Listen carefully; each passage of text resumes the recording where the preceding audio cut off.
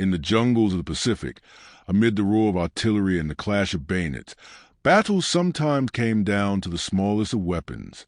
Not the machine gun, not the rifle, but the pistol. For Americans, it was the M1911 Colt .45.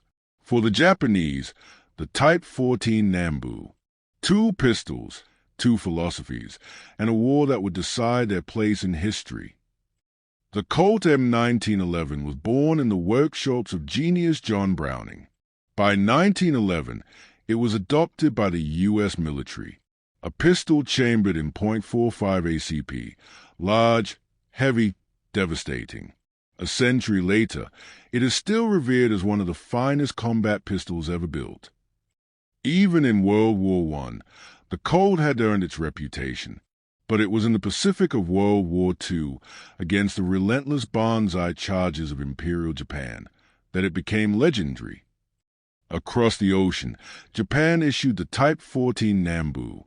Introduced in 1925, it fired an 8mm cartridge, underpowered compared to the American .45. Japanese officers carried it as a badge of rank, more than a true weapon of war. The pistol had flaws. Its safety was stiff, its magazine spring-weak, its trigger awkward. Soldiers often mocked it as unreliable, yet it marched with the Japanese army into every island campaign.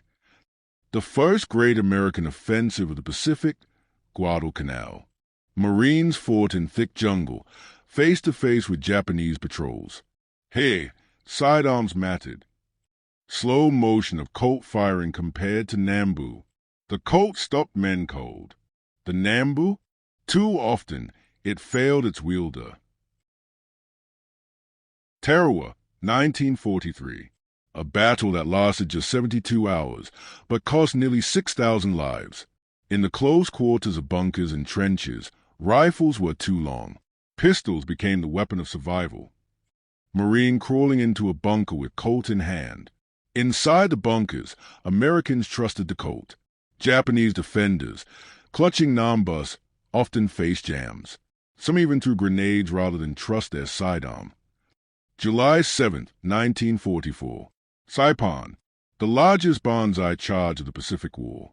3,000 Japanese soldiers hurled themselves at American lines. Officers fired their pistols wildly, Colt and Nambu alike. The Colt .45 dropped attackers instantly. Marines spoke of shooting through helmets, through jungle brush, through men who kept coming until a heavy slug ended them. Japanese pistol fire, by contrast, was often shrugged off. Wounded Marines kept fighting, adrenaline masking the weak bite of the 8mm round. If you wanted to live, you prayed your sidearm was a Colt. The Jap pistol, a souvenir, nothing more. I envied the American Colt. One shot, and a man fell. Our Nambu was like throwing stones. February 1945. Iwo Jima. In tunnels, caves, and bunkers, pistols were pulled more than rifles. The Colt earned its place yet again. The Nambu faded into infamy. American testing after the war confirmed it. The Colt's .45 had twice the stopping power.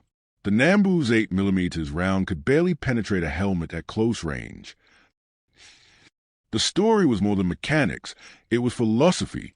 America built weapons for warfighters. Japan built pistols for officers to wear. In the crucible of the Pacific, that difference meant everything. Modern footage of both pistols being fired at a range. Today, the M1911 is still in service. More than a century later, it is revered by soldiers, lawmen, and collectors. The Nambu, meanwhile, lives in museums and in glass cases, not as a tool of war, but as a relic of failure. In the end, history is written by the survivors. For the men of the Pacific, the Colt meant survival.